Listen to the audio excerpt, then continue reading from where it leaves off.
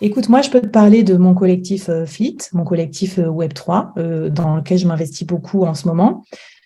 Évidemment, on a une vision partagée unique, c'est-à-dire que nous, on croit au travail open et décentralisé. Donc, on n'est pas obligé d'être possédé par quelqu'un pour bien travailler pour lui.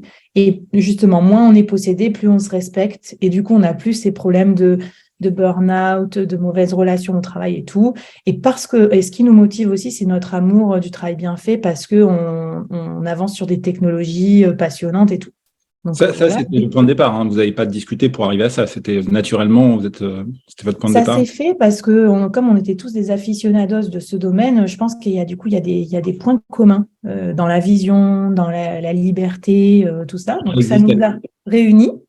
Et après, on a travaillé ensemble sur des trucs concrets pour le collectif. Et en fait, on fait nous-mêmes aussi ce qu'on veut faire dans les entreprises. Donc, par exemple, créer une DAO, une organisation décentralisée pour gérer le collectif.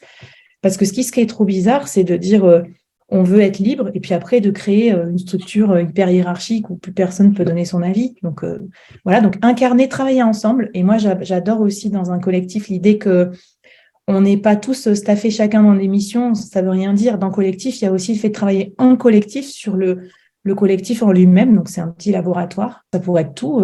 Le nom, qu'est-ce qu'on va faire? Ça va être qui nos clients. Donc, nous, on peut participer. On a des réunions, je ne sais plus quand c'est, tous les mois. Et après, quand même, je dirais, c'est gagner de l'argent aussi. Alors, ça paraît peut-être bizarre que je te dise ça, mais en fait, quand tu es indépendant, tout le monde te dit tu veux être dans mon collectif. Enfin voilà, avec le boom des collectifs, ça n'arrête pas. Mais tout est communauté maintenant.